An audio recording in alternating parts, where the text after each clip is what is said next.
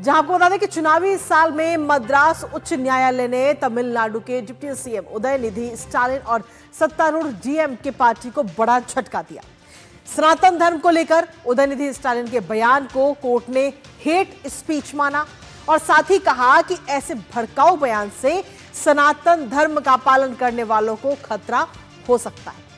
दरअसल उदयनिधि के इस विवादास्पद बयान की बीजेपी नेता अमित मालवीय ने विरोध किया था, जिसके बाद अमित मालवीय के खिलाफ भी केस दर्ज किया गया और इसी मामले पर फैसला सुनाते हुए मद्रास हाईकोर्ट ने मालवीय के खिलाफ दायर एफआईआर को भी रद्द कर दिया है।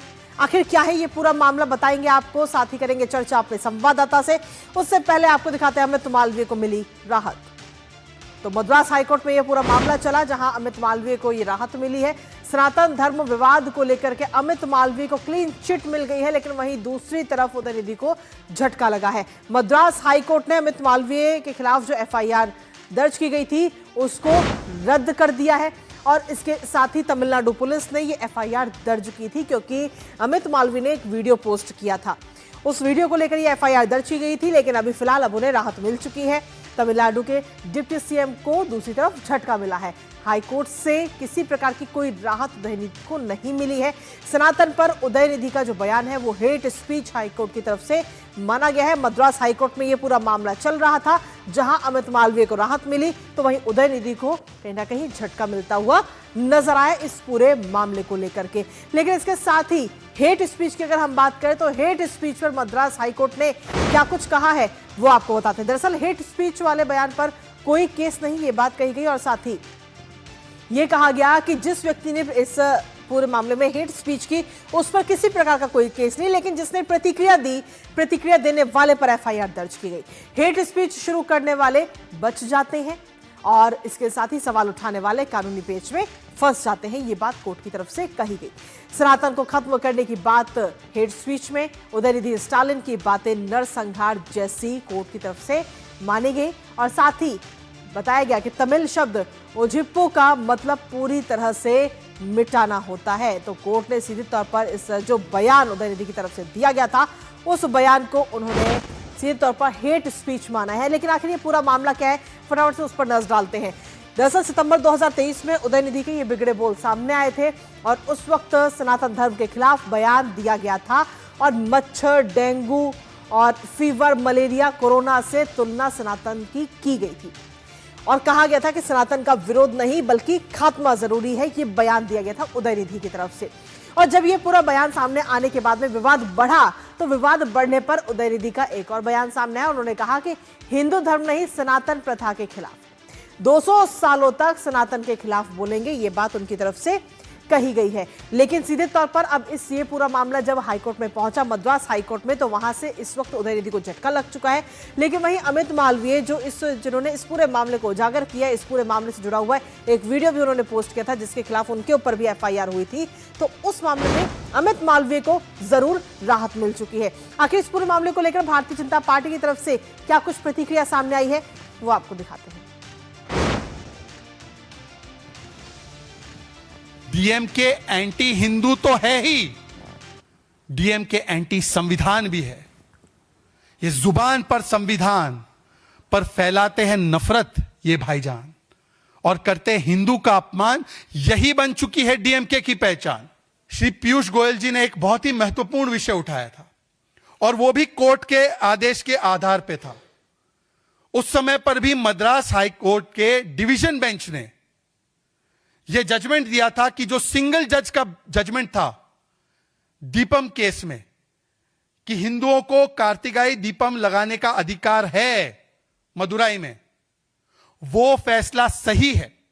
और उस समय पर भी डीएमके ने क्या किया था, उस समय पर भी डीएमके ने इंपीचमेंट वाला फतवा जारी किया था उस जज के खिलाफ। इट इज सोचा समझा वोट बैंक का उद्योग।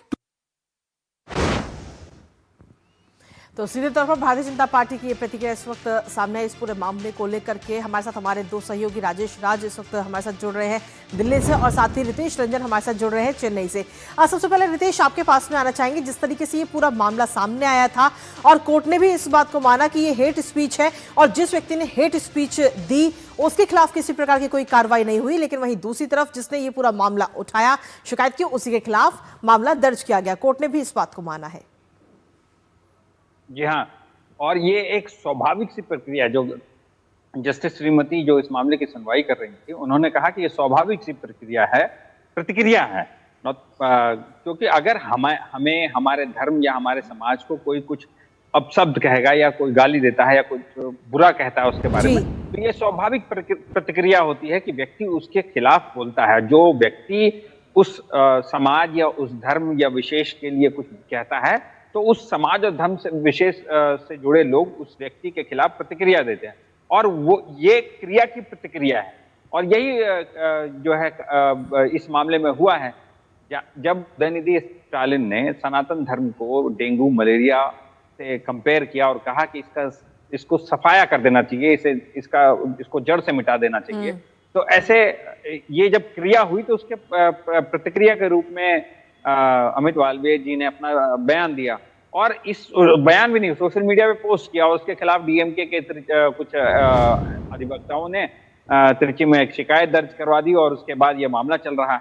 और हालांकि तमिलनाडु में डीएमके की सरकार है, तो जाहिर सी बात है कि ऐसे मामलों पर कार्रवाई त्वरित होगी, और मामला कोर्ट में चला गया। लेकिन हाँ, कोर्ट में जाने के बाद दूध का दूध और पानी का पानी साफ हो गया, क्योंकि सीधी बात है कि जस्टिस श्रीमती जी ने कहा था कि अगर कोई ऐसी बात कहता है तो उसकी प्रतिक्रिया में ऐसी होगी। हाँ, जो उन्होंने ये भी स्पष्ट किया था कि अपने आदेश में कि जो बात उन्होंने कही है, जो उदयनिधि स्टालिन जो उप मुख्यमंत्री हैं यहाँ के, जो बात उन्होंने कही है वो कहीं से जो है हिंदू और सनातन धर्म को मानने वाले हैं उनकी भावनाओं को ठेस पहुंचे, तो उनके खिलाफ बजाय उनके खिलाफ कोई कार्रवाई होने के यहाँ जिन्होंने उनके खिलाफ ऐसे पूछे उसके खिलाफ ये मामला दर्ज कर लिया गया। बिल्कुल रितेश, हमारे साथ में राजेश राज भी इस वक्त बने हुए।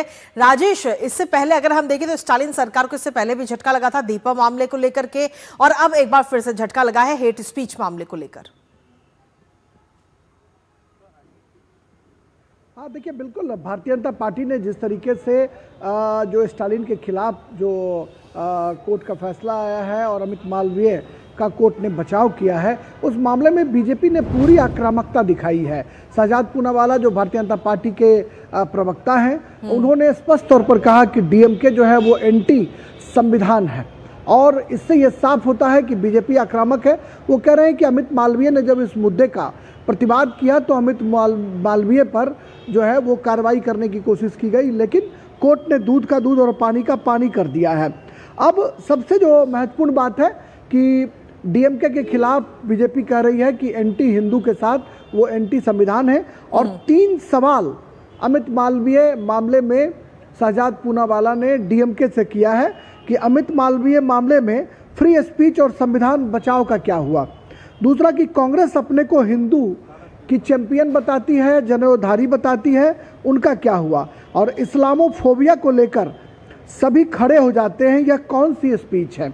तो इस मामले में जहां एक तरफ बीजेपी डीएमके पर अटैकिंग मोड में है, वहीं उन्होंने दिग्विजय सिंह को भी नहीं छोड़ा। दिग्विजय सिंह के बारे में कहा कि वो कसाव जी कहते हैं, अजमल कसाव को अजमल कसाव जी कहते हैं, और टुकड़े टुकड़े गैंग के साथ कांग्रेस खड़ी नजर आती है। और इसके अलावा और जो तमाम जो बड़े नेता हैं उन पर भी उन्होंने हमला किया। दिग्विजय सिंह के बारे में कहा कि ओसामा जी वो कहते हैं, अजमल कसाब नहीं, ओसामा जी कहते हैं। तो इस तरीके से कहीं ना कहीं जो भारतीय जनता पार्टी है वो डीएमके पर आक्रामक तो है ही, कांग्रेस को भी घेर रही है कि इस मामले में जब एंटी हिंदू बयान डीएमके ने दिया तो फिर कांग्रेस ने उसका प्रतिवाद क्यों नहीं किया। इस बात को लेकर भारतीय जनता पार्टी आक्रामक है कि कांग्रेस और डीएमके में बहुत असमानता नहीं है बल्कि समानता है, और वो इस्लामोफोबिया से ग्रसित हैं, ये आरोप है भारतीय जनता पार्टी का। तो कुल मिलाकर जो कोर्ट से अमित मालवीय को क्लीन चिट मिली है उसको लेकर जहां बीजेपी खुश है, वहीं डीएमके पर आक्रामक है, और कांग्रेस के जो बड़े नेता हैं दिग्विजय सिंह, उनको लेकर वो जी। लगातार हमले कर रही है। बहुत बहुत शुक्रिया राजेश राज, और साथ ही बहुत बहुत शुक्रिया रितेश, आपका भी तमाम जानकारी और अपडेट्स हमारे साथ साझा करने के लिए इस महत्वपूर्ण खबर से